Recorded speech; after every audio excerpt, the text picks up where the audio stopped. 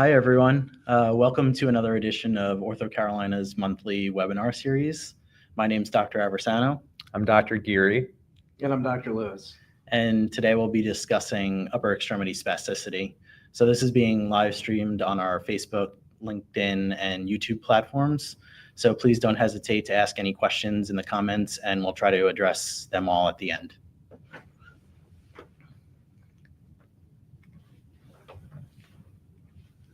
So we'll give a 15-minute talk, and then we'll have time for some questions afterwards. When we're talking about spasticity, we want to kind of define what it is and what we're looking at. So when we think about it, we're wondering what the brain controls and how it balances muscle contractions, relaxations, and how that contributes to what we see in the upper extremity exam for patients that have spasticity. When we think about spasticity, when it occurs, there's kind of a reflex arc, and it's almost like a circuit that connects the muscle to the brain, and then the muscle and the brain to the muscle, so back and forth. And we think of overactive contractions as the spasticity component. In normal physiology, when a muscle is stretched, the signal from the muscle is transmitted to the spinal cord up into the brain, and the brain, the upper motor neurons, kind of inhibit those reflexes and provide an antagonistic signal to relax the muscle and prevent the spasticity from happening. In the abnormal reflex arc, when spasticity occurs, the muscle contraction is hyperexcitable from the reflex stretch, and this is commonly kind of described as increased tone, spasticity, or rigidity, and it occurs as a sequela of damage to the neurons either in the brain or the spinal cord. So what causes spasticity? There's a couple things that we think of when we think of spasticity, specifically the underlying problems. Stroke and cerebral vascular accidents are one of the most common things. They occur in about 800,000 patients a year in the United States, and about 42% of patients have spasticity after a stroke.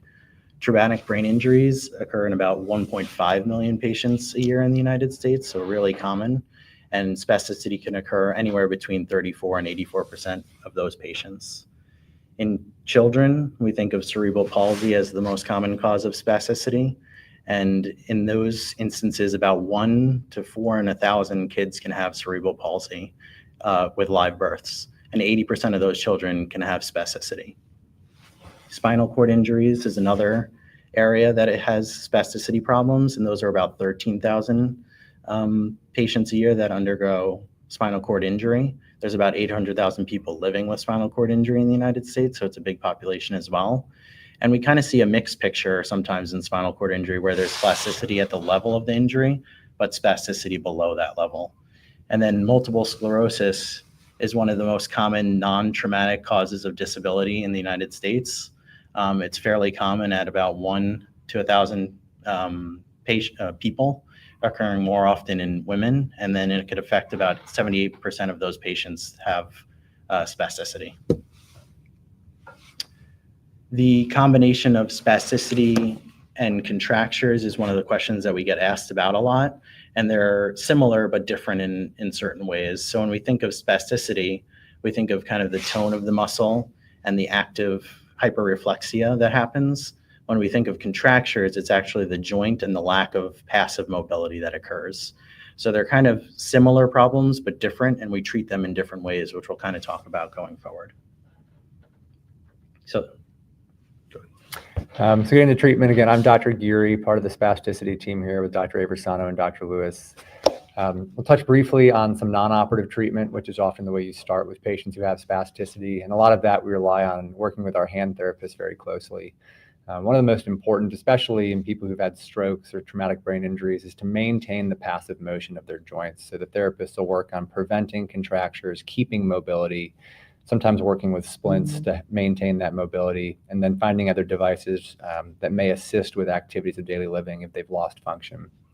Another concept is something called constraint-induced movement therapy, and the idea there is if you've been affected on one side of the body, you can constrain the normal side and then encourage the patient to use the affected arm. The natural tendency is to neglect it, but trying to work with what you do have so you don't lose that ability.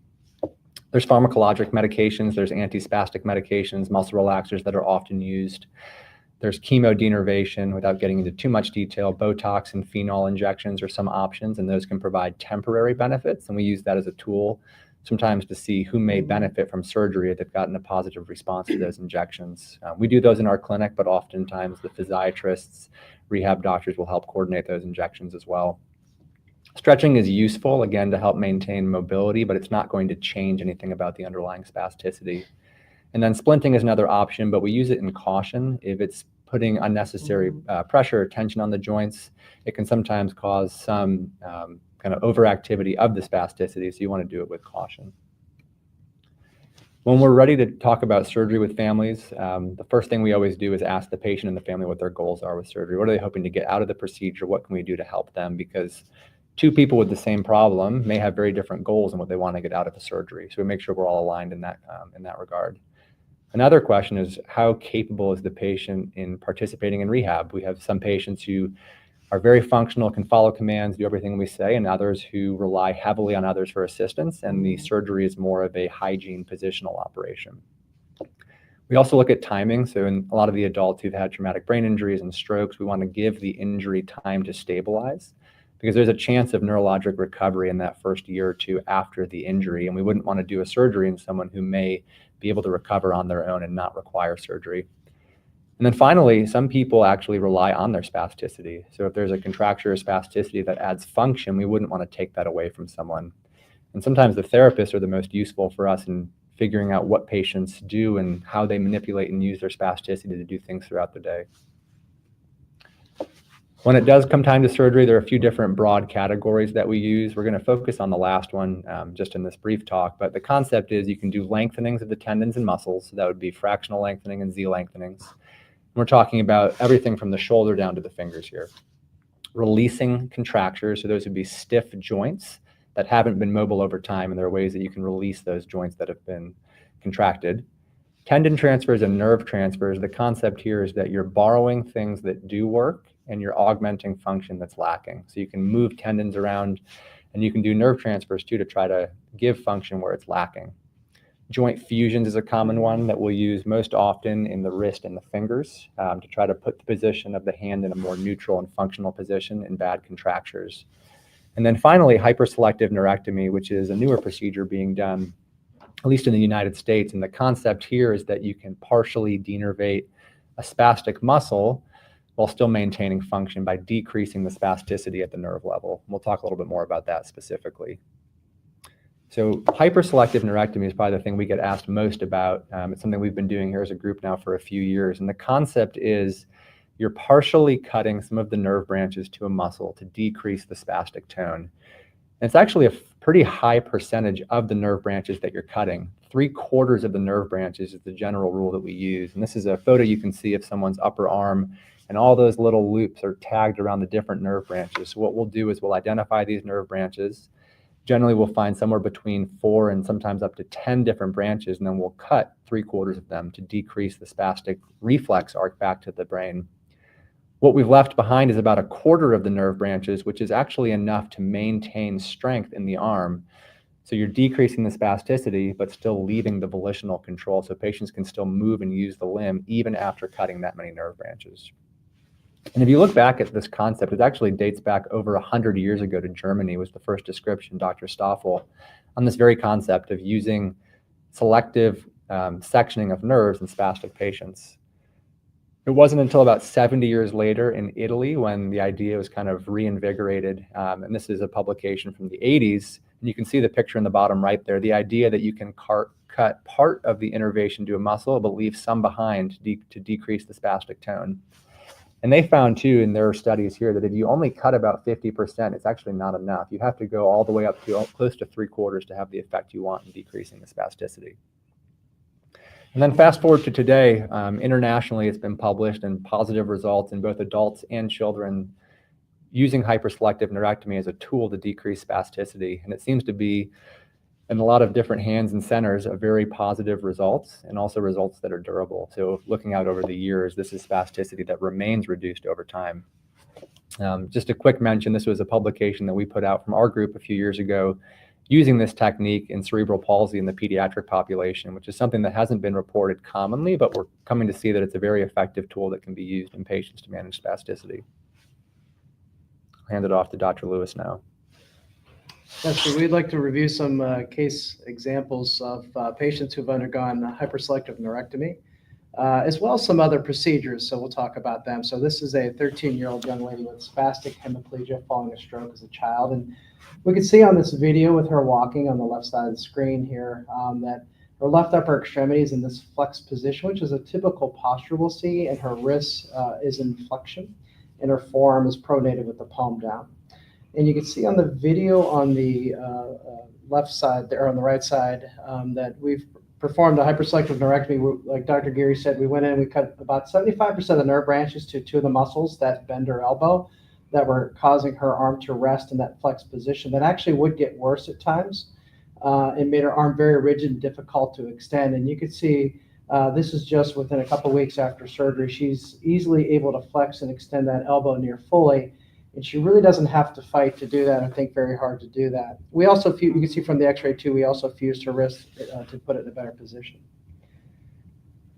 And we have another example here of a 22-year-old gentleman who has spastic hemiplegia after traumatic brain injury after a motor vehicle crash. So here he is in the pre-op holding area, and we're examining him. You can see his right upper extremity again is flexed at the elbow, even hyper flexed. And he has significantly increased tone as he tries to extend his elbow. And then you can see just a couple weeks post-operatively, you can see his right arm. He could easily bend his elbow and extend it fully, near fully.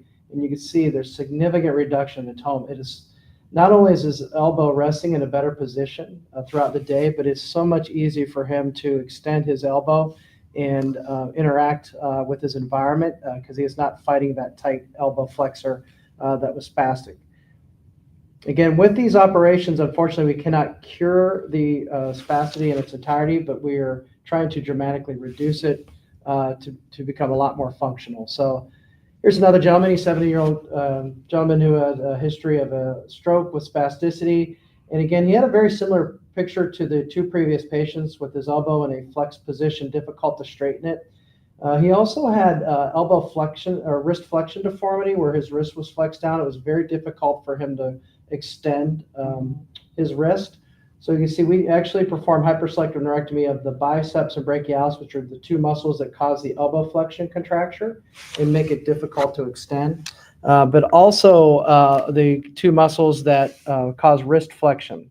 And you can see just 5 months after surgery, he's using the arm almost in a near normal manner, much easier to extend his wrist. Again, his wrist was in a flexed position, was very difficult to extend. And lastly, we have a 36-year-old patient who had spastic hemiplegia after a stroke many years ago. And we could see in the pre-op photograph that his elbow, again, is resting in that flexed position. And again, that's just resting. If he's walking or concentrating on something, the elbow typically would ride up in a much more flexed position. Very bothersome for him and did limit his function. And we performed hyperselective neurectomy again. And you could see the picture in the middle and the video adjacent, just 3 weeks post-op.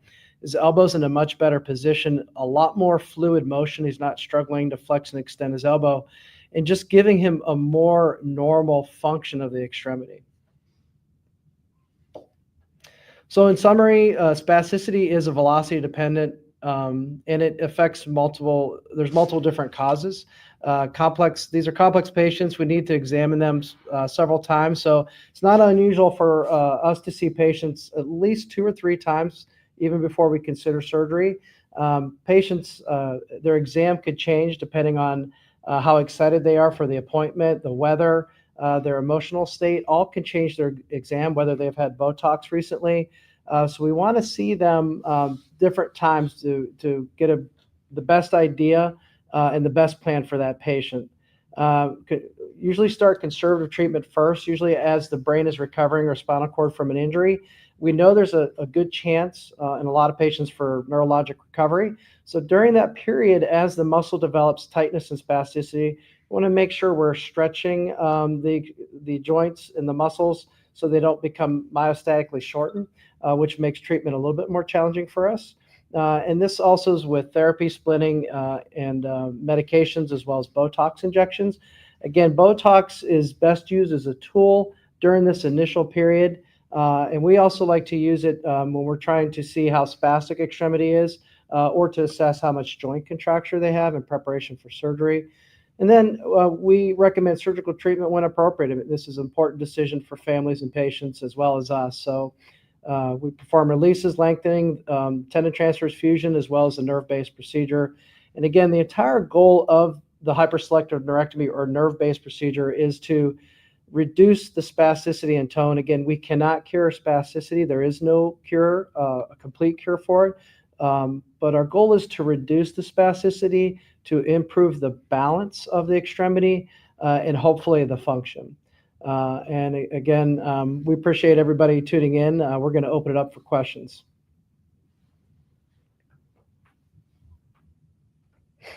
So first question is, can spasticity be caused by multiple factors? So there's several causes of spasticity, and these can be a congenital condition such as cerebral palsy.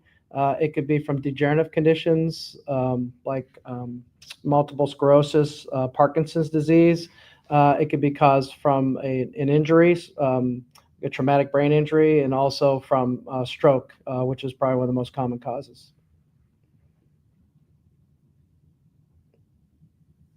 You guys want to take it? Yeah, sure. So why do my finger, wrist joints swell and hurt when it gets colder? That's a great question. It's something I think we all see in the office a lot. Those of us who take care of spasticity and also just general hand and wrist conditions. I don't think I could explain the exact physiology behind it, but it's a common thing that people with musculoskeletal conditions experience, just general temperature changes affecting the way that your joints feel, in the same way that we use heat sometimes in stiff joints to help things loosen up. That's a common way that people warm up before therapy, is they put their hand in a warm, like rice bath, to get their hands warmed up. So I don't think I could get down to the biomechanical molecular level of that, but just saying it is a very common musculoskeletal experience that people have.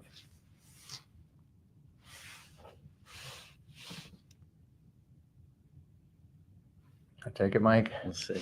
How can I manage my sciatica pain alongside my upper extremity spasticity? So I think a lot of conditions go hand in hand, right? So there's a lot of things that if you're compensating for your upper extremity spasticity, you could then have more complaints or more problems related to sciatica pain. Because when we see patients with upper extremity spasticity, a lot of them also have lower extremity spasticity too.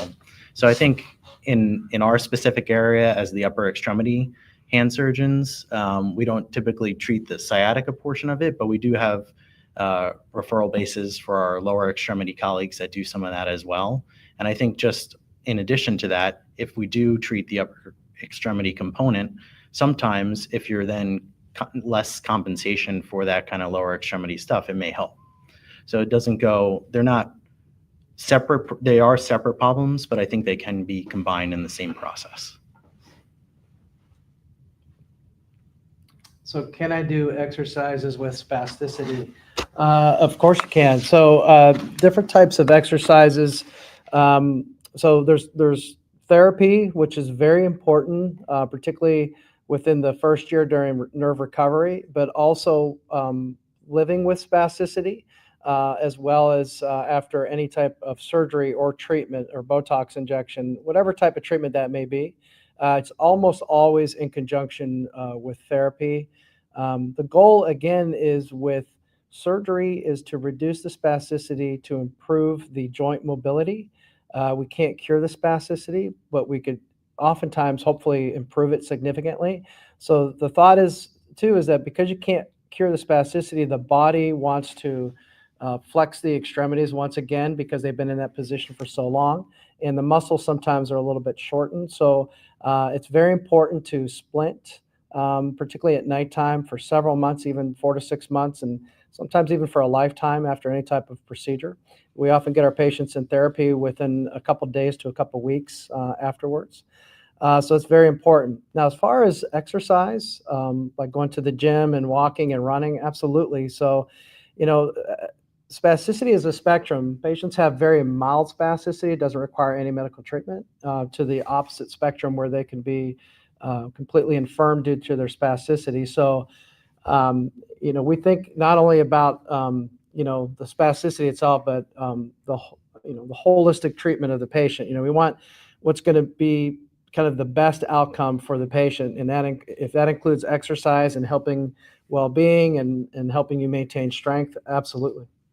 I see a question here on YouTube I was going to just address. It says, can you talk about the process of using Botox and phenol to determine a surgical plan? And then a follow-up, is there any rate of recurrence? So the first one I think is a great question. Like, what's the role of Botox and phenol in what we try to do to figure out a plan? And we see people all along that spectrum. We'll see some people who have been getting Botox for years.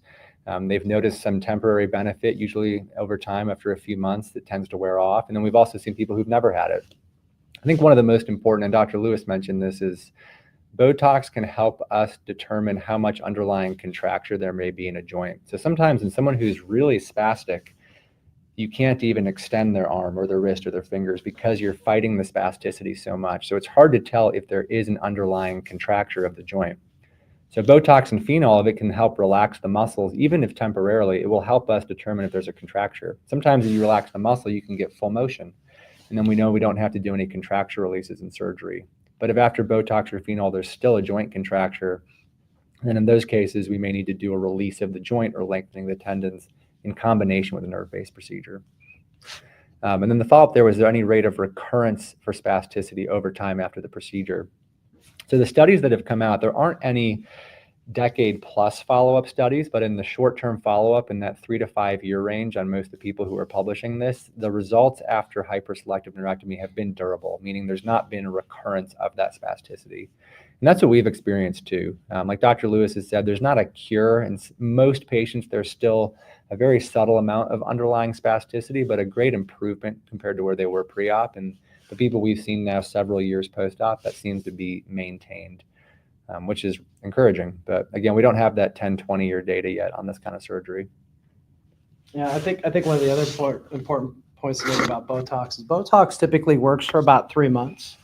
And then over time, your body loses effect in most people because your body develops antibodies to the protein and to the Botox. And so in time, usually patients will say, yeah, when I used to get Botox, it would work for about 3 months. I get a really good effect. And yeah, I've been getting it for a couple years, and it just seems to wear off in about, a month or two. And it used to really help, and now it doesn't seem to help as much. So again, Botox, even though you can get it for many, many years, a lot of times it does lose its efficacy. Botox does not cure the spasticity, meaning as soon as it wears off, the spasticity that you had before you took the Botox typically returns to where it was. Now, the movement of the joint may be a little bit better because you may have been able to stretch out the muscle a little bit better and possibly the joint. So you may have some interval improvement with that. I see another good question up there. Oh yeah, it just popped up. So is there a recommended rehab protocol after hyperselective neurectomies? I think actually one of the nice things about hyperselective neurectomies is that we start patients moving and doing things almost right away. We just let the incisions heal and the surgical site kind of calm down a little bit. And within the first few weeks, we're letting them do most things if it's just the hyperselective neurectomies that we're doing. Again, when we're doing nerve work, we don't really have to, when in specific that procedure, we don't have to worry about movement and getting back to kind of the activities that you want to get back to. Those things happen really quickly, which is, again, very nice. Difference between spasticity and foot drop. That's a good question, because foot drop is a common thing you'll see in people who've had things like stroke, cerebral palsy. There are a lot of different reasons that you can get a foot drop. And what that references is the tendons and muscles that lift your foot up can be weakened, and that would be what causes a foot drop. So I'd say is one reason people may have what looks like a foot drop is spasticity of the muscles that bend your foot down. So a common thing you'll see, especially in cerebral palsy, is spasticity of the calf muscle, so the gastrocnemius soleus, which plantar flexes the foot. And if the muscles that dorsiflex the foot or lift it up are weakened, the imbalance can cause that foot drop. So foot drop can also be caused for a number of other reasons. Spasticity of the plantar flexors of the ankle is one reason people can have an equinus position of their ankle. So there's overlap, but some difference. Hopefully that answers the question. Yeah, when we think about upper motor neuron injuries, there's a couple components to it. And like Dr. Geary was saying, one component is spasticity, another important component is weakness. And then the third component, which is kind of an effect of some of those things, are contractures. And when we think about treatment algorithms, and every patient's different, we have to take into account not only spasticity, but weakness and contractures. And that kind of goes along with that question for lower extremity spasticity and weakness. What is a contracture versus spasticity? That's a great question. So spasticity, again, is more of the, think of it as like the underlying cause sometimes of a contracture. Spasticity, we use it to reference the tone in a muscle. So spasticity is when you try to straighten a muscle, you get a feedback where the muscle contracts. So spasticity is referencing the tone in the muscle. A contracture is a term we use to describe a joint that lacks full mobility. And spasticity can be a cause for a contracture in a muscle that's not been able to move fully. The joint over time will stiffen and contract, and then that elasticity is lost. So muscle versus joint problem, spasticity and contracture. And contractures don't happen right away. Those are things that happen over time. So that's when, as we see patients early, it's important for us to kind of prevent those contractures. So I think that's one of the things that we talk about a lot. If we see patients early, we may not do surgery or do some of these things right away because we're also just watching the progression of the condition. But in the meantime, we're trying to prevent contracture.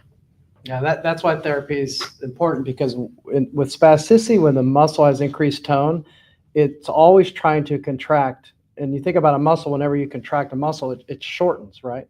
So during that, and your brain can't control it because you've lost that control of the spasticity. So what happens is, as that muscle is always contracting, it's getting shorter and shorter, and it wants to live there, right? So that's why, during the first year of recovery, if the brain can recover, we definitely want to make sure we're stretching the muscle out, because if not, it'll get stuck in a shortened position where if it's there for a long period of time, we can't straighten the muscle out. So what we have to do then is, that's where we do lengthening of the muscle or the tendons to get the muscle out to length. Now you still have control of the muscle, and it could still be spastic even with that. And that's where these neurectomy procedures we talk about, nerve base, will help control that to help reduce that tone. So hopefully that helps out. So does cutting the nerves in the upper arm typically release spasticity in the elbow and wrist and hand, or is a second incision required for hand? So two separate incisions, that's a great question. So typically in the upper arm, we are targeting an elbow flexion position or spasticity. And there's two muscles in the upper arm and a third muscle that goes across the elbow as well in the upper arm, called the brachioradialis. And then there's the biceps and the brachialis. Those typically, the two bigger ones are involved, and the brachioradialis also can be involved. So typically those are through two separate incisions, one a little bit about this size here in the arm, upper arm, a smaller one down here. And then if we treat the muscles that control the wrist and the fingers, if they are tight, then we make an incision right down here in the mid forearm.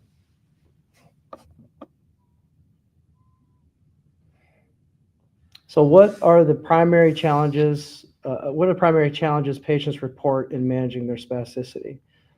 I think the biggest thing is using there's several complaints people have. I think really it is controlling their extremities. So they want to be able to use the arm to do things that everybody else does. And what happens is with the spasticity is it's difficult to position their hand in space to control things, to read a book, to operate their wheelchair, to make a cup of coffee. So they just really want to be able to use their arm in a more fluid position and manner. So even if you're able to get motion back, if there's a lot of spasticity, they're still fighting that tightness. And that's what a lot of these procedures do help improve, is it's a lot easier. Not only is it in a better position, it actually moves better and has a more fluid motion. So I think that's the biggest thing is function, and cosmesis is usually a concern as well. I think the function obviously is the biggest. And when patients have very severe forms of spasticity where they can't use the extremity at all, even hygiene is important to get the arm in a better position, because unfortunately some patients their fingers are in their palm, their elbows in a severely flexed position, where it's difficult to even position the patient or for hygiene. So even those patients will offer something to help improve the position. I think one of the things that Dr. Lewis talked about in his presentation actually is that we see patients and families multiple times before we actually attempt to do something, mostly because we actually just want to see what their goals are and how we could best kind of improve the situation to meet their goals for each individual patient. And that question is a tough question, and every patient is different. We don't have a cookie cutter algorithm that we do for every patient. It's really dependent upon what they want to do and what they want to get out of that arm for our specific scenarios. I think one of the kind of most rewarding things we've seen in some patients is they're just happy with the appearance of the limb. You know, even if you add function and everything, seeing some people come back for their first follow-up visit with a straight wrist and an elbow that's not bent up, like that alone, I think gives a lot of people really great joy. And they're like, gosh, I'm so happy with how I look. I can go out to a restaurant with my family or be out in public and not be as self-conscious about the way I look. And that is a big motivation for some people too. So it's a nice benefit on top of the function that you're adding.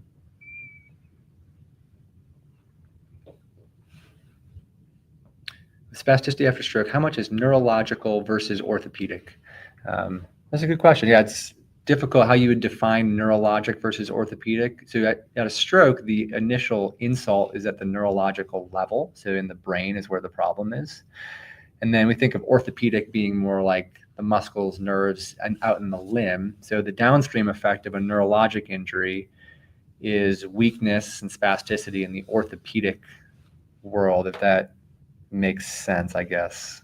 We kind of treat the manifestations of the injury, right? We're not the doctors that are treating the underlying stroke and preventing those future recurrences or incidents from happening, but we are the ones that are trying to improve the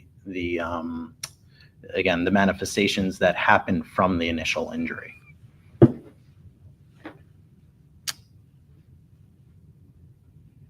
So thank you for attending.